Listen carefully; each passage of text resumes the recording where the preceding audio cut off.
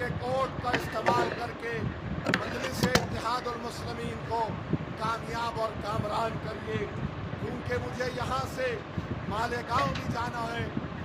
मजलिस के मुखालिफिन, हमारे मीडिया के लोग को मैं सलाम करता हूँ। मैं यहाँ पर तकरीर किया था विधानसभा के चुनाव में, 15 मिनट बोला तो इतना चलाई थी, समझ नहीं आया। मैं 15 मिनट बोला, लोग ऐसा चलाए जैसा दोस्त हूँ। मगर अब मीडिया वालों और मजलिस के मुखालिफिन से पूछना चाहता हूँ, पोलिंग कब है? पोलिंग कब है? पोलिंग कब है? अब मैं बोल के कराया 15 वो इतना बोले तो कुदरत ने बोला ले अब 15 तारीख की पोलिंग हुई। और एक कोई बीजेपी के मंत्री बोले हैं बयान दिए 15 को पोलिंग नहीं होना, हमको पतंग पिलाना है। तुम पतंग पिलाओ या ना पिलाओ, 15 तारीख को धूलिया में सिर्फ पतंग नजर आएगी आसमानों पर इंशाअल्लाह। और अहम बात, नरेंद्र मोदी, अजीत पवार, शिंदे, नीतीश कुमार, कुमारस्वामी, चंद्रबाबू नायडू, इन तमाम ने मिलकर वक्त तरमीमी कानून बनाया और वो कानून संविधान के खिलाफ है। संविधान जिसको बाबा साहिब अम्बेडकर ने बनाया, उस संविधान के फंडामेंटल राइट्स के खिलाफ है। ये कानून जो बनाया गया आर्टिकल 25 और 14 पर इस कानून के जरिए मोदी, शिंदे और अजीत पवार मस्जिदों को, दरगाहों को, खानकाहों को, कब्रस्तान को छीनना चाहते हैं। जो लोग राष्ट्रवादी का खंडवा डालकर फिर रहे हैं, अगर तुम्हारा कब्रस्तान को छीनने की कोशिश करेगा, उसका कानून बन चुका है। और उसकी पहली मिसाल दिल्ली में तुर्कमान गेट की मस्जिद का हम देख रहे हैं। दिल्ली वक्फ बोर्ड है, कुछ नहीं करता, कोर्ट से ऑर्डर आ गया, अपील रिव्यू पिटीशन फाइल नहीं होता। जो 100 साल से तुर्कमान गेट की मस्जिद की आवाज वक्फ की थी, 1970 का गीत है, बुलडोजर लाकर सुबह 1:30 बजे वो तमाम की तमाम इमारतों को तोड़ दी। और बुलडोजर जब तोड़ रहा था, दूसरे गांव में काम कर रहे हैं जैसे वहाँ जाता दूसरे देश में हूँ, ऐसा लग रहा है बांग्लादेश पहुँच गए। बताओ आपने कानून को बनाने में मोदी का क्या करूँ दोस्तों और बुजुर्गों, मेरे इधर बहुत बन इतना गंदा कानून है। इधर जाकर ढूंढते नहीं है। आज हमारे हिंदू धर्म के देवस्थानम मंदिर की कमेटी में चाहे हिंदू धर्म के कोई मेंबर नहीं बन सकता। वक्फ बोर्ड भी मुस्लिम धर्म का एक बोर्ड है, जिसमें मोदी ने कानून बनाया गैर मुस्लिम। बताइए क्या इंसाफ है? क्या ये इक्वालिटी का वायलेशन नहीं है? कोई भी कलेक्टर लिख कर दे देगा, मस्जिद में कमर डाल दिया जाएगा। आज होटल के ऊपर जाने नहीं कर पा रही। 100 साल से पुरानी अगर कोई मस्जिद दरगाह ऐसा ही प्रोटेक्टेड मॉन्यूमेंट है, तो मोदी ने कानून बना दिया कि उसका मालिक वक्फ बोर्ड नहीं होगा, ऐसा या सारे कदीमा होगा। बताओ फिर किस बुनियाद पर अजीत पवार आज आकर कह रहे हैं कि मैं ये कर लूंगा। भाई मैं जानता हूँ धूलिया और महाराष्ट्र के मुसलमानों में आज भी मिली हमीयत है।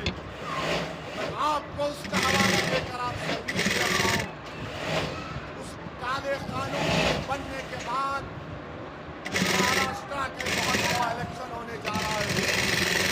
आप अपना एक वोट उस काले कानून के खिलाफ इस्तेमाल करिए और पैगाम दीजिए मोदी को, शिंदे को, अजीत पवार को, तुमने जो कानून बनाया वो हमारी मस्जिदों को छीनने के लिए बनाया, ईदगाहों को खत्म करने का कानून बनाया।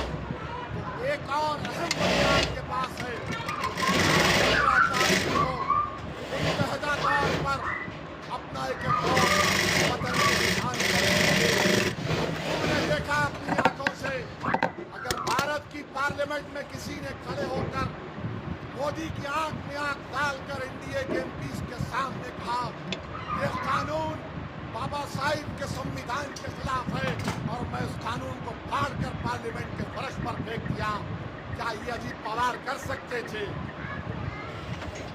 तो मेरे अजीज दोस्तों, 15 तारीख को क्या होगा?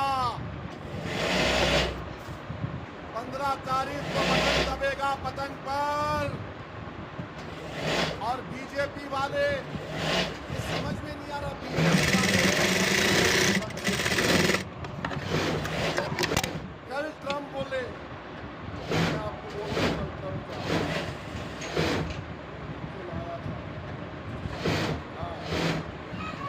ट्रम्प बोले India ordered 68 अपाचीज and didn't get them for 4 years। यानी भारत में हेलीकॉप्टर होता अपाची और 5 साल से नहीं मिले।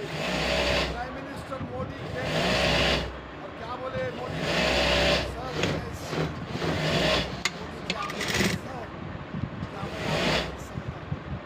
प्लीज ये क्या है? कुछ तो बोलो बीजेपी वालों, कहाँ चले जाता है? मोदी की हम सख्त मुखालिफत है, जिंदगी भर उनकी तारीफ सियासी तौर पे नहीं करेंगे। समंदर के 2 किनारे एक नहीं हो सकते, मगर मोदी तो भारत का प्रधानमंत्री है। मैं बोल रहा कि मोदी मेरे को आके प्लीज नहीं आइए, बीजेपी कुछ बोलते हैं, वही बीजेपी बोलो,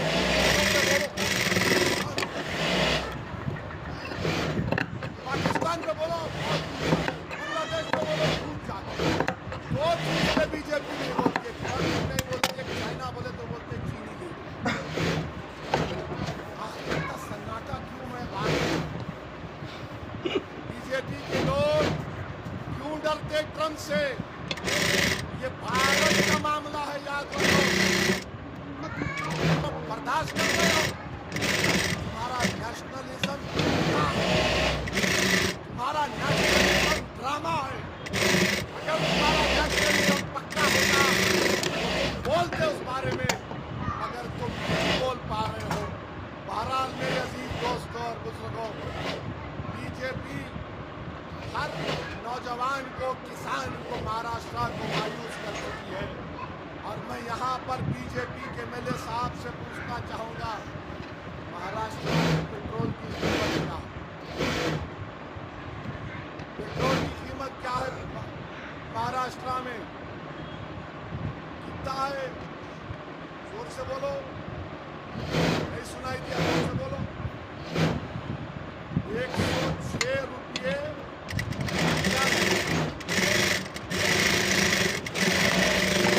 गुजरात में कैसा है, महाराष्ट्र में ट्रिपल इंजन की सरकार है। एक इंजन इधर जा रहा, एक इंजन इधर जा रहा, एक इंजन किधर की जा रहा। तो मेरे अजीज दोस्तों और बुजुर्गों, खास तौर से हमारी सरकार माँ और बहनों से अपील करूँगा, आप लोग सुबह में जाकर आपको 4 वोट डालना है। जहाँ पे पतंग का निशान दिखेगा बटन दबा दीजिए। मैं शुक्रगुजार हूँ हमारी माँ और बहनों का कि आपने हमेशा मजलिस इत्तेहादुल मुस्लिमीन को कामयाब किया अपनी दुआओं से, रोटों से। बिहार में भी ऐसा ही बोल रहे थे जो आज महाराष्ट्र में बोल रहे, नहीं मजलिस जीतेगी, गठबंधन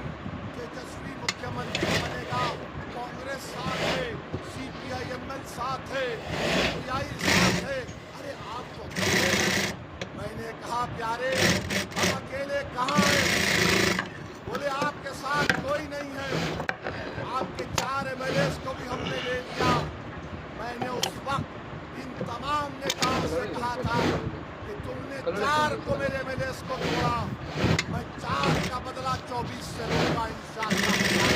दुनिया ने देख लिया इसके 5 जीत कर आए। 12 मुकामात पर तीसरे नंबर पर मजलिस रही, 2 मुकामात पर दूसरे नंबर पर रही। एक सीट हमारा आदिल हसन 350 वोट से हार गया 80,000 वोट लेने के बावजूद भी। और आपको जानकर खुशी होगी कि 5 ऐसे असेंबली की सीटें थी जहां पर खवातीन महिलाओं ने वोटर लिस्ट में जितने वोट थे उसका 90% 90% अपने वोट को इस्तेमाल किया। 5 में से 3 असेंबली की सीट मजलिस में जीती। हमेशा हमारी माँ और बहनों ने मजलिस इत्तेहाद मुस्लिमीन का साथ दिया। आपसे भी अपील कर रहा हूँ दुनिया के अच्छे मुस्तकबिल के लिए जहाँ पर आप रहते हैं वहाँ पर काम को कराने के लिए मेरी आप अपील है कि मजलिस को वोट देकर कामयाब करिए। और कोई ताज्जुब की बात नहीं होगी कि 15 से ज्यादा हमारे कॉर्पोरेटर इंशाअल्लाह आपकी बार कामयाब होंगे।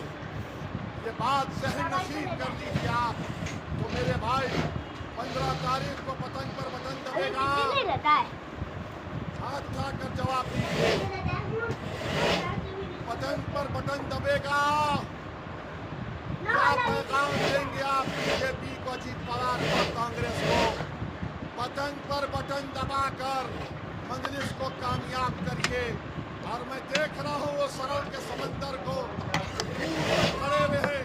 मैं उनसे कहूँगा कि जो दूर खड़े हुए हैं वो अपनी सेल फोन की लाइट को खोले और यहाँ के लोग भी अपनी सेल फोन की लाइट खोलकर दुनिया को बता दें, महाराष्ट्र को बता दें, मजलिस के मुखालिफिन को बता दें कि ये मजलिस इत्तेहादुल मुस्लिमीन की मोहब्बत है, ये मजलिस इत्तेहादुल मुस्लिमीन की कामयाबी होगी।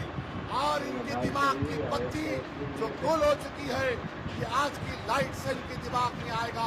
तो लगाओ मेरे साथ नारा, नारे तकबीर, नारे तकबीर, नारे तकबीर।